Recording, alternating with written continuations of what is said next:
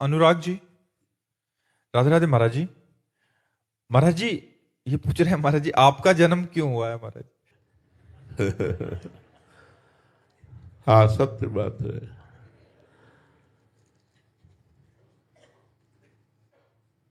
स्वप्न है, जन्म तो हो गया है। स्वप्न है, हमारा जन्म ही नहीं हुआ। आप कौन है? अजन्मा है, हमारा जन्म ही नहीं हुआ। स्वप्न है, ये सत्य नहीं है। ये न पहले था न आगे रहेगा, ये बीच में भास रहा है स्वप्न की तरह। उमा कहूं मैं अनुभव अपना, सत हरि भजन जगत सब सपना। और मुझ अजन्मा का कभी जन्म ही नहीं हो सकता, केवल भ्रम से ऐसा मान लिया है। उसी भ्रम के कारण जैसे स्वाप्निक शरीर में हम सुख दुख का अनुभव करते हैं, ऐसे जागृत में भी ये मोहा ज्ञान अंधकार से युक्त शरीर है, इस शरीर को बना गया। उसी अज्ञान, अगर आप पूछते हैं क्यों हुआ, तो उसी अज्ञान को मिटाने के लिए, ये भ्रम मिटाने के लिए ये जन्म की बाह्य लीला हुई है। बकाया न मेरा कभी जन्म हुआ न कभी जन्म होगा। मैं अजन्मा हूं, मैं निर्विकार हूं, पर विकारी शरीर को स्वीकार करने के कारण विकारी जैसा दिखता हूं। जन्म मरण युक्त शरीर को स्वीकार करने के कारण जन्म मरण वाला दिखाई देता हूं। वस्तुतः मैं अजन्मा हूं, मैं निर्विकार हूं। तो अभी हम आपको स्वप्न में देख रहे हैं महाराज। आप देख रहे हैं स्वप्न में। ये जो प्रेमानंदधारी शरीर है, ये स्वाप्निक है, ये सत्य नहीं है। ये न था न रहेगा, ये बीच में भास रहा है। कुछ समय बाद ये स्वप्न की तरह मिट जाएगा, इसका कोई अस्तित्व नहीं रहेगा। मेरा अस्तित्व था, मेरा अस्तित्व है और मेरा अस्तित्व रहेगा। महाराज जी आप स्वरूप से बात कर रहे हैं। अब जान जाओ तो जान जाओ, ना जान पाओ तो बस अब इतना ही है। अब इसके आगे अनुभव गम्य भजेंगे संता, अनुभव के द्वारा जाना जा सकता है, वाणी के द्वारा नहीं। राम अतर्क बुद्धि मन बानी, मति हमारी सुनो भवानी। भगवान और भगवान के निज जनों में अंतर नहीं होता, और ये अतर्कनीय स्थिति को प्राप्त होते हैं, ये बातों से नहीं बताया जा सकता जी। महाराज जी इसको जानने के लिए साधक को उसी स्थिति में आना पड़ेगा। हाँ, उसी, जब तक उसी स्थिति में नहीं आएगा तब तक नहीं समझ। मतलब जगना पड़ेगा। बिल्कुल। अभी स्वाप्निक पुरुष हो, जब जगोगे तब प्रश्न ही नहीं रह जाएगा, हम तुम नहीं रह जाए, हम न तुम दफ्तर गुम। देखने वाला ही ले, देखत देखत ऐसा देखा, मिट गई दुविधा, रह गया एक। एक एको ब्रह्म द्वितीय नास्ति। एक सब में एक। हजारों घड़ों में हजारों प्रतिबिंब पड़ रहे हैं तो हजारों सूर्य थोड़ी हो गए, सूर्य तो एक ही है। घड़ों के नाश से सूर्य का नाश थोड़ी हो गया, वो तो अविनाशी चमक रहा है। जूही श्रीवास्तव जी बेंगलोर से, राधे राधे महाराज जी। महाराज जी आपके चरणों में कोटि कोटि प्रणाम। महाराज जी परम पूज्य प्रातः स्मरणीय श्री भाई जी ने कहा था कि परिस्थितियों या प्राणियों से आशा न करके केवल आत्म सुख की आशा करनी चाहिए। महाराज जी इसमें पूज्य भाई जी ने किस आत्म सुख की बात की है, और ये आत्म सुख हम कैसे प्राप्त कर सकते हैं? हमारी आत्मा है श्री भगवान। जब हम भक्ति के द्वारा उस सुख को प्राप्त करना चाहते हैं तो नाम रूप लीला धाम के द्वारा प्राप्त करते हैं। जब हम कर्मयोग के द्वारा उस सुख को प्राप्त करना चाहते हैं तो निष्काम भाव से होकर संपूर्ण चराचर जगत को सुख पहुंचाने की लालसा, बदले में कोई न चाह, तो इससे आत्म सुख की प्राप्ति होती है। यदि हम ज्ञान मार्ग से, ज्ञान योग के द्वारा इसे प्राप्त करना चाहें तो स्थूल सूक्ष्म कारण तीनों शरीरों का बाध करके, पांचों कोशों का बाध करके, आनंदमय कोश, मनोमय कोश, विज्ञानमय कोश, इस तरह प्राणमय कोश, जो अन्नमय कोश, इन सब कोशों का बाध करके, तीनों गुणों पर विजय प्राप्त करके आशा रहित हो जाना, सत असत चिंतन रहित हो जाना, शांत वो अपने ब्रह्म स्वरूप का अनुभव करके अखंडानंद को प्राप्त होता है। सबसे कठिन समस्या है ये व्यक्ति वस्तु स्थान की आशा का त्याग करना। सबसे कठिन बात है। वेद विद्या पढ़त कर्म धर्मन करत जलप तन कलप की अवधियानी चारु गति छाण संसार भटकत भ्रमत आस की पास नहीं तोरी जानी। हमारे यहाँ सेवकवाणी रस ग्रंथ का सिद्धांत है। सेवकवाणी कह रही कि वेद पुराणों का खूब ज्ञान है, खूब प्रवचन कर रहे हैं, खूब प्रवचन सुन रहे हैं, खूब कर्म धर्मों में भी लगे हुए हैं, लेकिन भोगों की आशा का त्याग नहीं कर पा रहे। व्यक्ति से आशा, वस्तु से सुख की आशा, किसी भोग से सुख की आशा, यही हमारे अत्यंत समीप आत्म सुख को ढके हुए है। समीप अर्थात मैं ही हूं। अपने स्वरूप का विस्मरण करके देह भाव को प्राप्त होकर इंद्रियों के भोगों में जो सुख का अनुभव करते हुए विचरण कर रहा है, मन और इंद्रियों के साथ तदात्म भाव करके वो कभी आत्म सुख को प्राप्त नहीं हो सकता। जो अपनी इंद्रिय और मन को भोगों से हटाकर भोगों की आस वस्तु व्यक्ति स्थान की आशा का त्याग करके कर्तव्य का पालन करते हुए शरीर निर्वाह और धर्म में विषयों का सेवन करते हुए और निरंतर सच्चिंतन करते हुए भगवत चिंतन करते हुए समय व्यतीत करता है, तो असत चिंतन का त्याग होते ही अंतःकरण निर्मल हो जाता है। सम और निर्मल अंतःकरण में ही आत्मस्वरूप का अनुभव होने लगता है। जहां सम हुआ, निर्मल हुआ, तो ममत्व हटा, अपने स्वरूप का अपने आप में अनुभव होने लगता है। अपार सुख स्वरूप हमारा है, सुख राशि है, चेतन अमल सहज सुख राशि। पर किसी एक मार्ग का अवलंबन ले, चाहे भक्ति योग या कर्म योग या ज्ञान योग, और आचार्य की शरण होकर, गुरु की शरण होकर उनकी आज्ञा के अनुसार साधना की जाए। संयम यह न विषय के आशा, सदगुरु वैद्य वचन विश्वासा, संयम यह न विषय की आशा। बहुत बड़ी बात हम कह रहे हैं। विषय की आस की पास नहीं तोड़ पाते बड़े बड़े साधन करने वाले।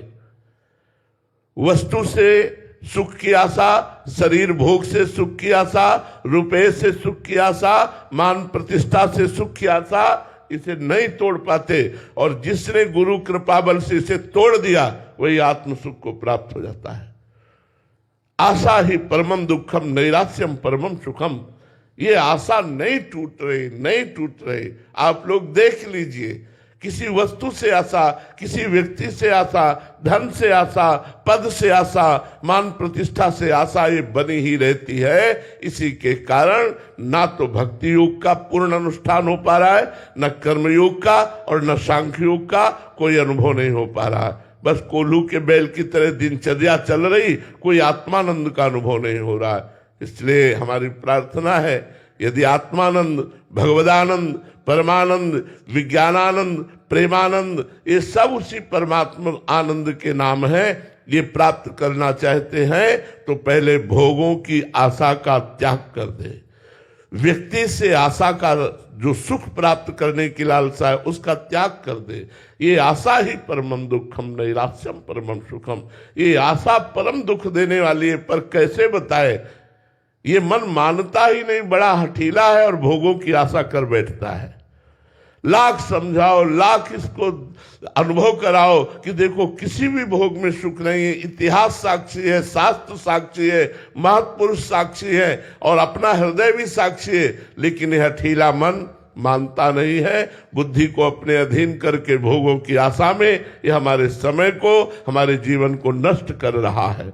हम अशांत होते चले जा रहे हैं, इन कामनाओं की भीड़ में हम खोते चले जा रहे हैं। कोई बड़ा भाग्यशाली है जो संत सदगुरुदेव की चरण आश्रय वृत्ति से भगवदानंद की प्राप्ति के लिए पूर्ण समर्पण करके उनकी आज्ञा के अनुसार चलते हुए वो इन समस्त आशाओं को काट करके और भगवत चिंतन में डूब जाता है, वही आत्मानंद को प्राप्त होता है। सूरज कुमार जी बिहार से। राधे राधे महाराज जी, आपके चरणों में कोटि कोटि प्रणाम। महाराज जी, गीता जी के एक श्लोक में कहा गया है कि ये संपूर्ण ब्रह्मांड मेरे अव्यक्त रूप में व्याप्त है, सभी जीव मुझ में निवास करते हैं परंतु मैं उनमें निवास नहीं करता। महाराज जी, मैं उन सभी भूतों में निवास नहीं करता, ऐसा महाराज जी कुछ समझ नहीं आया। और सब भगवान ही बने हुए हैं, इसलिए उसमें क्या निवास करेंगे? पहले से ही भगवान बने हुए हैं, उसमें क्या प्रवेश करेंगे? बर्फ में जल प्रवेश नहीं करता, तो आप क्या कहेंगे? बर्फ ही तो जल है, जल ही तो बर्फ बन गया है। तो परमात्मा ही समस्त भूतों के रूप में है, इसलिए उसमें प्रवेश क्या करें? वो उसी रूप में है, तो प्रवेश क्या करें? सब भूत उनमें वास करते हैं, विराट स्वरूप है, और भगवान ही सब रूपों में है, ये सूक्ष्म स्वरूप है। मैं प्रवेश नहीं करता, ये भगवान की गुप्त बात है, क्योंकि मैं ही उन रूपों में विराजमान हूं, इसलिए प्रवेश क्या करना? बात को समझिए। भगवान ही भूतों के रूप में विराजमान है, इसलिए उसमें प्रवेश क्या करे? दूसरा कुछ हो तो प्रवेश करे, वही सब रूपों में विराजमान है, इसलिए भगवान ऐसा कहते हैं। राधिका शरण जी। राधे राधे महाराज जी, आपके चरणों में कोटि कोटि प्रणाम। महाराज जी, भगवत प्राप्ति की ओर चलने वाले सभी साधकों के ऊपर क्या एक जैसे सिद्धांत का फल मिलता है, या सब पर अलग अलग कृपा होती है, या फिर भावों का होता है? कौन किस भाव से भगवान का सेवन कर रहा है, कितने भाव से सेवन कर रहा है, कितना समर्पण कर रहा है, उसके अनुसार उसको सुख मिलता है। 50 लोग एक जगह बैठ के जप कर रहे हो तो 50 के भाव अलग होंगे, 50 का फल अलग होगा। मंत्र भले एक ही हो, समय एक हो, स्थान एक हो, लेकिन फल अलग अलग हो जाएगा, क्योंकि उनकी भावधारा, उनकी तन्मयता, उनकी एकाग्रता, उनका लक्ष्य अलग फल की वृत्ति प्रदान करेगा। और स्वभाव महाराज जी प्रारब्ध के अनुसार इस जीवन का स्वभाव होता है। हाँ, स्वभाव को बदलने के लिए ही तो हमें मनुष्य जीवन मिला है, कि हम अपना दैवी संपदा से युक्त होकर साधु स्वभाव गहोंगो। क्योंकि ये स्वभाव 3 गुणों से युक्त है, तो कभी आसुरी, कभी दैवी, कभी मानुषिक, ये ऐसी वृत्ति बदलती रहती। कभी दया, करुणा, शांति, भजन, कभी अशांति, क्रोध, लोभ, मोह, क्षोभ, राग, द्वेष, ईर्ष्या, ये सब प्रपंच होता है। कभी निद्रा, आलस्य, प्रमाद, तंद्रा, ये सब होता है। इन गुणों का चक्र चलता रहता है, और हमारा स्वरूप गुणातीत है, इसलिए निरंतर भजन करके अपने स्वभाव को भजन में बना दे। यह जो पर्योमोहि सहज स्वभाव, श्री हरिवंश नाम रचाओ, नाव सुदृढ़ भव तरन को। हमारी जबान का एक स्वभाव बन जाए, राधा राधा, कृष्ण कृष्ण, राम राम, ऐसे बार बार नाम लेने का स्वभाव बन जाए। भगवान के चरित्र सुनने का स्वभाव बन जाए। श्रुतौ राधिका कीर्तिरंता स्वभावे, हमारे कान जो है वो हृदय से प्रियालाल के चरित्र सुनने के लिए लालायित रहे, हमारी वाणी प्रभु की चर्चा करने के लिए लालायित रहे, हमारा हृदय संत समागम के लिए लालायित रहे, तो हमारा स्वभाव बदल जाएगा। हमारा स्वभाव न बदला तो हमारी साधना का मतलब क्या रहा?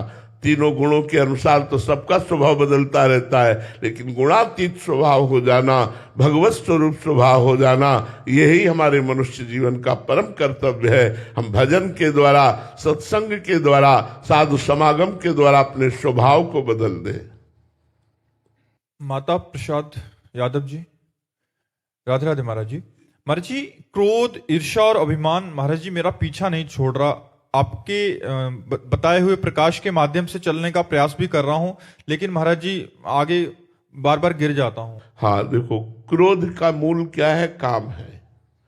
क्रोध की स्वयं सत्ता नहीं है। कामा संजायते क्रोधा। जब हम कामना करते हैं ऐसा हो और उसके विपरीत होता है तो हमें क्रोध आ जाते हैं। हमें चाहिए कि जोई जोई प्यारो करे सोई मोहि भावे। अगर इस सिद्धांत को स्वीकार करें तो हम क्रोध पर विजय प्राप्त कर लेंगे। ऐसा ही होना चाहिए?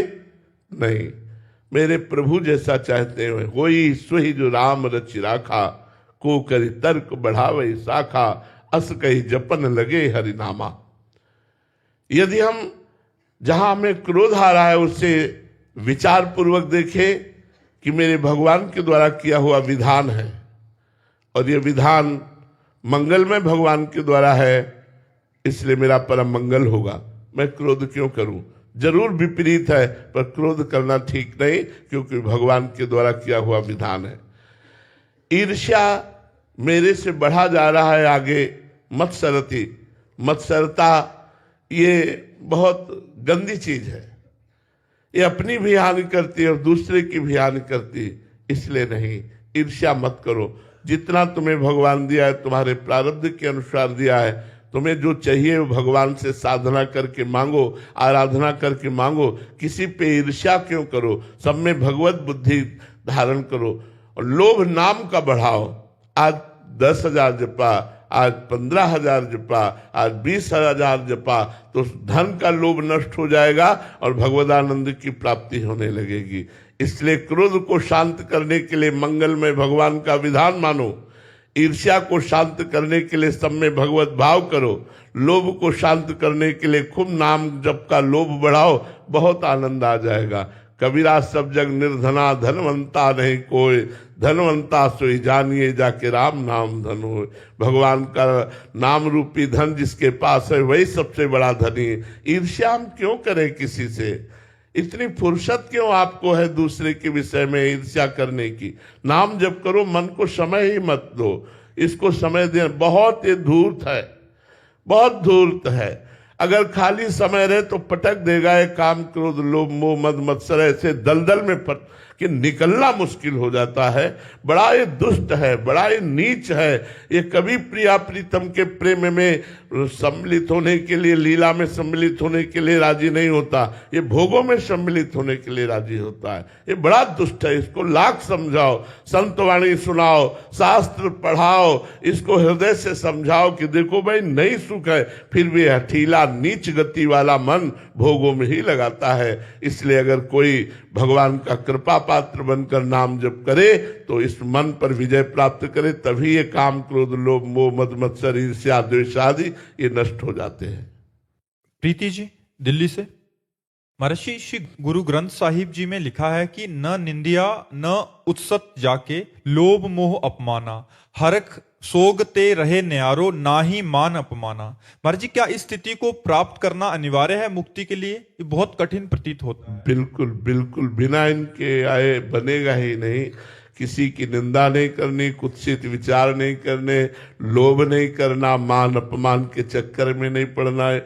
वो तो पद में लिखा हुआ है, हमारे यहाँ भी पद में लिखा हुआ है, संस्कृत में लिखा हुआ है, शत्रु मित्र समझान, ईमान ईमान अपमान सम, दुख सुख लाभ नहान, यह जो कृपा हरिवंश की। मानापमानास तुल्य तुल्य निंदात्म संस्तुति। जब तक वो द्वंद्वों से ऊपर नहीं उठता तब तक वो मोक्ष को प्राप्त नहीं होता। देखो गुरुवाणी जी या भगवान श्री कृष्ण की वाणी, गीता जी या भागवत जी या रामचरितमानस जी, ये जो बड़े बड़े सब ग्रंथ हैं, आप सिद्धांत देख लीजिए एक ही मिलेगा, सबका सिद्धांत एक ही मिलेगा। सब वो शब्दों का परिवर्तन केवल होगा, भाषा परिवर्तन होगा, सिद्धांत एक ही मिलेगा। जब तक आप द्वंद्वातीत नहीं होंगे, जब तक त्रिगुणातीत नहीं होंगे, जब तक आशातीत नहीं होंगे, कामना रहित नहीं होंगे, तब तक मोक्ष पदवी को प्राप्त नहीं कर सकते। रेणु भारद्वाज जी, महाराज जी गीता जी में भगवान ने स्वधर्म पालन का बहुत बल दिया है। महाराज जी क्या स्वधर्म का ठीक ठीक पालन करने से प्रभु की प्राप्ति ही हाँ बिल्कुल बिल्कुल हो जाएगी, इसमें कोई संशय नहीं। पर स्वधर्म का पालन करना, पहले समझ ले कि स्वधर्म क्या है। अगर हम शरीर धर्म को लेकर बात करते हैं तो पर धर्म है। शरीर स्व है या पर? अगर कोई थोड़ा भी विवेक रखता है तो इस पर विचार करके बताओ, शरीर स्व है या पर? पर है। ये स्व नहीं है, ये पर है। ये प्रकृति के द्वारा पंचभूतों से रचित है। और पर धर्मो भयावहा, पर धर्मो भयावह, इसीलिए आप भय को प्राप्त होते, मृत्यु को प्राप्त होते, दुख को प्राप्त होते, संशय को प्राप्त होते, संकट को प्राप्त होते, बंधन को प्राप्त होते, क्योंकि पर धर्म में है, स्वधर्म में नहीं। स्वधर्म क्या है? भगवान की आराधना करना, पति में भगवान को देखना, पुत्र में भगवान को देखना, परिवार में भगवान को देखना, रात दिन भगवत भाव से, चिंतन से सब परिवार की सेवा करना, नाम जप करना, ये स्वधर्म है। भगवत भाव रहित शरीर भाव को लेकर के तो ये पर धर्म है, ये आवागमन से मुक्त नहीं कर पाएगा। अच्युत भावना विहित निष्काम कर्म भी वो मोक्षदायी नहीं होता। भगवत भावना विहीन निष्काम कर्म भी उत्तम फलदायी नहीं होता। इसलिए सब में भगवत भावना की जाए, यही स्वधर्म है। सब में भगवत भाव से आराधना की जाए, नाम जप किया जाए, कोई नशा न किया जाए, गलत आचरण न किए जाए, अपने पति को, अपने परिवार में भगवान को देखो, यही स्वधर्म है। क्योंकि वही भगवान हमारी आत्मा के रूप में स्फुरित हो रहा है और स्व वही है। शंकर सहज स्व रूप संहारा, तो लाग समाधि अखंड अपारा। स्वधर्म, स्वधर्म माने भगवत आराधना, आत्मस्वरूप में स्थित होना, ये पर धर्मो भयावह, ये शरीर पर धर्म है।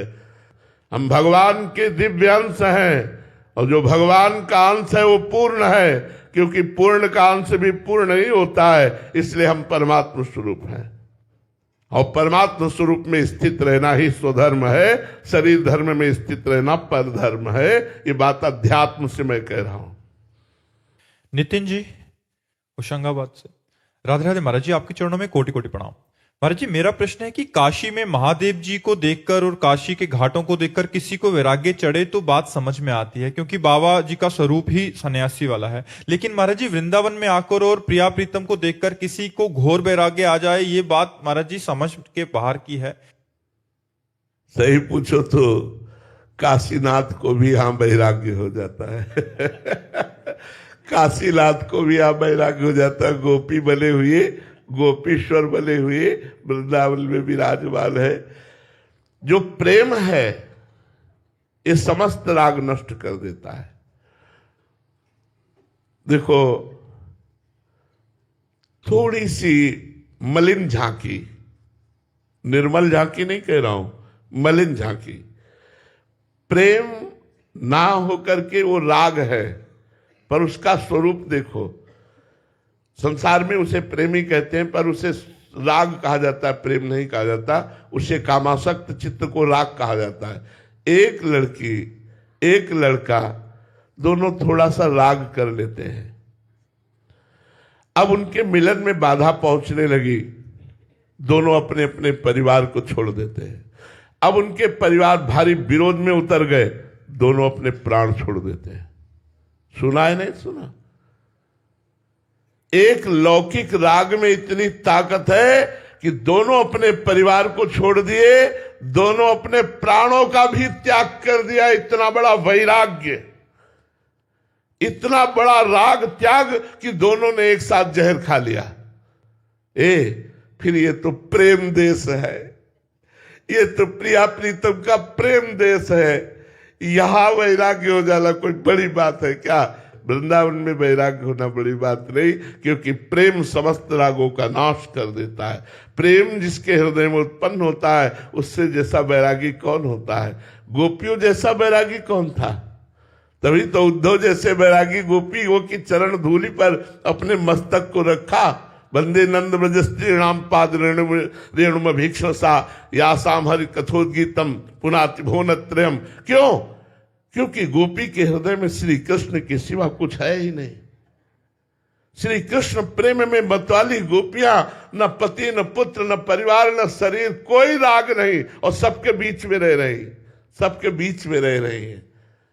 इसलिए भाई, ये प्रेम देश है। यहां वास्तविक वैराग्य तो यही होता है। वास्तविक क्या मतलब? मोक्ष त्यागी भी यही है। काशी में तो वैराग्य मोक्ष प्राप्ति के लिए होता है, लेकिन वृंदावन में वैराग्य मोक्ष त्याग करके भी होता है। मोक्ष के भी वैरागी यहां मिलेंगे, प्रेमानुरागी जन यहाँ मोक्ष का भी त्याग कर देते हैं। इसलिए प्रेम का प्रभाव ऐसा होता है। देखो ना, हमने आपको साधारण मलिन उदाहरण दिया कि वो 20 वर्ष से प्यार करने वाले माता पिता परिवार को छोड़ देते हैं। ज्यादा विघ्न पड़ा तो अपने प्यारे प्राण और देह का त्याग कर देते हैं सांसारिक राग के लिए। फिर परमात्मा से प्यार करने वाले अगर संसार से वैराग्य कर ले तो कौन सी बड़ी बात है? ये कौन सी बड़ी बात है? महर्षि, बाहरी दृष्टि है अपनी, इसलिए हम बाहरी वस्त्रों के त्याग को या ऐसे को वैराग्य कहते हैं। वास्तविक वैराग्य ऐसा भी हो सकता है कि सब कुछ है और अंदर से इसका हाँ, वास्तविक वैराग्य तो उसे कहते हैं। देखो, वैराग्य की 3 स्थितियां बताई गई शास्त्रों में। पहला कहते हैं त्याग। त्याग का मतलब मुझे भोग की इच्छा है, पर मैं भोगूंगा नहीं क्योंकि मुझे भगवत प्राप्ति करनी है।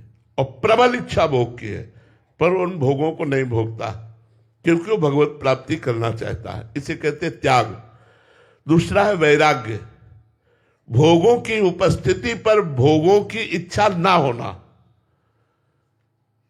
भोगों के बीच में रहते हुए भी भोग की इच्छा ही ना होना, इसे वैराग्य कहते हैं। और तीसरे को कहते हैं उपरति। भोग है, ये भोगने वाली वस्तु है, ऐसी स्मृति का भी नाश हो गया, उसे उपरति। उपरति को ब्रह्म साक्षात्कार या भगवत साक्षात्कार किए हुए महापुरुष उपरति को प्राप्त होता है। महाराज जी, पहली स्थिति जो है त्याग आपने बताई, ये तो साधक की बहुत दुखद स्थिति है ये, क्योंकि तन छाड़े मन गए है, दोनों ही दुख होए। तन से भोगना नहीं और मन बार बार भोगने की चाह करता है, दूना दुख होता है। तो इसी को तो पार करना कठिन। वैराग्य आ गया फिर क्या हो, तो जीत गया, जीत गया। असली वैराग्य आ गया तो जीत गया। अभी तो त्याग के मार्ग पर हम चलना चाहते हैं, पर मन हमारा भोगों में लगा है। बड़ा दुखद है, बड़ा दुखद परिस्थिति होती है, और ये बहुत लंबे समय तक रहता है। वैराग्य, शुद्ध वैराग्य आना, भोगों में अरुचि हो जाना। जैसे मन को कोई खाने की इच्छा नहीं करता, ऐसे भोगों में अरुचि हो जाने को वैराग्य कहते हैं। यहां से लेके ब्रह्मलोक तक के भोगों में अरुचि हो जाना, रुचि ही नहीं है। लेकिन अभी हम लोगों में रुचि है, पर हम भोगेंगे नहीं क्योंकि हमें भगवत प्राप्ति करना, इसे त्याग कहते हैं। महाराज जी, उपरति तो बहुत ही तब वो ब्रह्म साक्षात्कार किए हुए महापुरुष को, जो उपरति को प्राप्त महापुरुष, वो उसमें और ब्रह्म में कोई अंतर नहीं। मोनिका जोशी जी, राजस्थान से। राधे राधे महाराज जी। महाराज जी, मेरे पति कुछ भी अगर मेरे से काम कराना हो तो नाम जप का लालच देते हैं। मुझे पियर जाना है तो 50,000 नाम करना पड़ेगा। मेरे को लड़ाई हो गई है तो फिर बात मेरे को फिर से करनी है तो 10,000 नाम जप करना पड़ेगा। कहाँ है यहाँ पति? आपके पति है? यहाँ नहीं आए? आए होते तो हम उनका स्वागत करते। कभी मैसेज करती हूँ तो फिर अगर रिप्लाई नहीं आता तो राधा राधा लिखो तो फिर नाम। क्या बात है, बहुत सुंदर, बहुत सुंदर। हम हमारी बात जरूर उनको कह देना कि बाबा ने प्रणाम कहा है आपको। हे पतियों, ऐसा व्यवहार करो यार तो सब बात बन जाएगी। ऐसा व्यवहार, हम तो कह रहे पति ऐसा व्यवहार करे, पत्नी डबल करे। उस पतियों को सुधारने के लिए कि तुम शराब नहीं पियोगे, तुम मांस नहीं खाओगे, तुम गंदे आचरण नहीं करोगे, तुम राधा नाम जप करोगे, हम तुम्हारे को बहुत प्यार करेंगे, तुम्हारी बहुत सेवा करेंगे, तुम्हारी आज्ञा का पालन करेंगे। ये जीवन कृतार्थ हो जाए। किसी भी भाव से सही भगवान नाम का उच्चारण जीव का परम मंगल हो जाता है। जिस दिन से राधा शुरू किया उसी दिन से तुम्हारे परम मंगल की, परम सुख की नींव पड़ गई। बलियारी उस पति को जो आपको भजन में ऐसे लगा रहा है, हमें लगता है सब पतियों को ऐसे ही होना चाहिए और सब पत्नियों को भी ऐसे होना चाहिए, तो राम राज्य छा जाए। फिर क्या कहना, फिर तो भगवदानंद छा जाए। बहुत उत्तम बात। हम आपके पति को प्रणाम करते हैं। जी, एक जने आए थे तो उन अपने बच्चों से, उनके बच्चे ने बोला हमें वो एप्पल वाला मोबाइल चाहिए जो अभी नया आया है, तो उन्होंने बोला 1 करोड़ नाम जप करो, राधा नाम। बहुत सुंदर। तो फिर वो उसको 2 महीने हो गए, कह रहा पूरा ही नहीं हो रहा 1 करोड़। बहुत बहुत बहुत सुंदर। जरूर लगाना चाहिए, ऐसे जरूर लगाना चाहिए। श्री स्वामी एकनाथ जी महाराज थे, तो वो गांव के लोगों को कीर्तन में बुलाने के लिए 250-250 ग्राम चीनी बांटते थे उस समय। जो कीर्तन में आके बैठेगा, कीर्तन करेगा, पाव भर चीनी देंगे। तो गरीब लोग और सब ऐसे लोग, कोई भगवान नाम की प्रियता नहीं है लेकिन कीर्तन में आ रहे क्योंकि पाव भर चीनी मिलेगी। एक संत कैसे जन कल्याण कर रहा है, पाव भर चीनी का प्रलोभन देकर 1 घंटा 2 घंटा नाम कीर्तन कराया, राम कृष्ण हरि जय जय राम कृष्ण हरि, उनका मंगल हो गया, उनका कल्याण हो गया। महाराज जी बिना भाव से जपे भी हो जाएगा? हाँ, भाव कुभाव अनख आलसहु नाम जपत मंगल दिसि दसो। बिना भाव के भी, बिना भाव के जहर पियोगे तो मरोगे कि नहीं मरोगे? तो फिर बिना भाव के राम नाम जप करोगे, तुम्हारा कल्याण हो जाएगा, पक्का हो जाएगा। अगर तुम भजन करते हो तो लोक परलोक के सारे सुख तुम्हारे चरणों में गिरेंगे। कैसी बात करते हो, भजन बहुत बड़ी चीज है। तो अगर लौकिक वस्तु भी चाहिए तो नाम जप करो, पारलौकिक चाहिए तो नाम जप करो। हमारी प्रार्थना मान लो, तुम्हारा मंगल हो जाएगा। नाम जप से सब ठीक हो जाएगा, सब ठीक हो जाएगा। केवल आप नाम जप करो, भाव कुभाव अनख आलसहु नाम जप मंगल दिसि दसहु। महाराज जी एक बार लगने की बात है, हम जो प्रश्न भी पढ़ते हैं बहुतों के अनुभव होते हैं, बट एक बार लग गया आगे चल के तो खुद ही महाराज जी वो रास्ता। देखो, कई बार हमको मन हमें नीचा दिखाता है कि यार तुम्हारे अंदर गंदी बातें हैं तो तुम नाम जप क्यों करो, ऐसी बातें कभी कभी प्रेरित करता है। तो हमें चाहिए कि जब हम गंदी बात नहीं छोड़ सकते तो नाम भी नहीं छोड़ सकते। करना नहीं, हम उदाहरण नहीं दे रहे। एक पत्नी आकर के बोली कि मेरे पति वो शराब पी के चतुरासी जी का पाठ करते और राधा नाम कीर्तन करते, बोलो महाराज जी उनकी गति क्या होगी? तो हमने कहा एक दिन चतुरासी जी और राधा नाम उनको शराब से मुक्त करेगी, एक दिन ये भगवत चरणारविंद की आसक्ति प्रकट होगी और उनको ग्लानि होगी और वो महात्मा बन जाएंगे। छोड़ दिया महाराज जी आपकी जानकारी। अच्छा, हाँ, तो हमें ये जानकारी नहीं थी, लेकिन उन्होंने ये जानकारी दी थी कि पी करके पाठ करते हैं। तो हमने कहा करने दो, एक दिन वो छोड़ देंगे, एक दिन उनका परम कल्याण हो जाएगा। हम सबसे प्रार्थना करते हैं, यदि बुरे आचरण नहीं छोड़ सकते तो राधा नाम पकड़ लीजिए। इसको क्यों छोड़ रहे हो भाई? राधा राधा कहते हुए अगर बुराई के आचरण हो रहे हैं तो एक दिन राधा नाम बुराई पर हावी हो जाएगा और आपकी बुराई का त्याग करवा देगा। आप निश्चिंत रहिए, भगवान नाम में बड़ी सामर्थ्य है। ये मन बड़ा बदमाश है, विषय बड़े आकर्षणकारी हैं, बड़े बड़े विवेकियों को भी भ्रष्ट कर देता है। इसलिए डरो मत, नाम जप करो। नाम से हरिवंश भरोसे भय निडर नित गर्जत हरिवंश बल। नाम बल ये आपको आगे बढ़ा दे। महाराज जी बहुत अच्छी बात बताई, क्योंकि अभी 3-4 दिन पहले एक जने आए थे, वो कह रहे थे कि हम तंबाकू खाते हैं बट हम राधा नाम भी करते हैं। तो आपकी यही बात याद आके उनको ये बोला था कि आप करते रहिए, धीरे धीरे अपने आप ही ये सारे। हमारे सैकड़ों अनुभव हैं। एक वृद्ध आए थे, वो 1 डिब्बी सिगरेट पीते थे और उन्होंने कहा मेरा भरपूर मन है भजन करूं, पर मेरा मन कहता मैं बहुत गंदा हूं। तो महाराज जी क्या आप हमें शिष्य बनाएंगे? तुमका पहले ईमानदारी को आपके हम नमस्कार करते हैं कि आपने सच्चाई रख दी। वो वृंदावन अखंडवास कर रहे हैं, एक भी नहीं पीते, सब छोड़ दिया।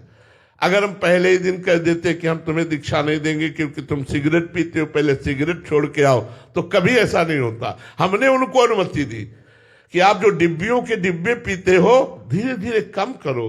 देखो व्यसन, अब जैसे कई बच्चे ऐसे हैं जो हॉस्टल में, कई ऐसे सर्विसमैन हैं कि उनकी व्यवस्थाएं नहीं है, उनको भोजन में प्याज लहसुन खाना ही पड़ता है, नहीं तो जिए कैसे? व्यवस्था ही नहीं है। तो उनके लिए व्यवस्था बताई कि आप थोड़ी किशमिश खरीद लो, ठाकुर जी को भोग लगा दो, और जब आपके भोजन में वो जो भी पड़ा हुआ है उसमें आप किशमिश का प्रसाद डालकर जय राधा वल्लभ लाल की कहो। वो प्याज लहसुन आपकी बुद्धि भ्रष्ट नहीं कर पाएगा, लेकिन आप नाम जप करो, भजन करो। चाहे प्याज लहसुन भी खा रहे हो तो भजन करो, भजन छुड़वाएगा तुमसे, भजन तुम्हें निर्विकार करेगा।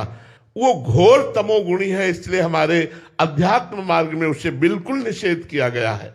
घोर तमोगुणी है। लेकिन जिनके पास ऐसे व्यापार है, ऐसी नौकरी है, ऐसे हॉस्टल में बच्चे पढ़ते हैं कि जिनको भोजन ही वही मिलता है रसोई से, अब वो कहते हैं हम भजन नहीं करेंगे तो जीवन बेकार हो जाए। लेकिन इस पद्धति से खाओ, अब ठाकुर को भोग लगा लो किशमिश का, और उसमें प्रसादे सर्व दुखा नाम हानिरस्योपजायते।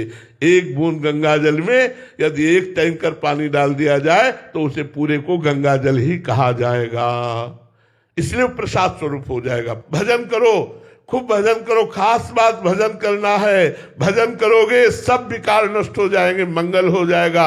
भजन नहीं होगा, ये छोड़ो, विकार छोड़कर भजन करे कभी नहीं कर पाओगे। भजन करोगे तो विकार छूट जाएंगे। इसलिए गोस्वामी तुलसीदास जी ने एक सिद्धांत रखा, बिगड़ी जन्म अनेक की अब ही सुधरे आज। पहली बात हुई राम को, फिर दूसरी बात नाम जप, फिर तीसरी बात तज कुसुमाज।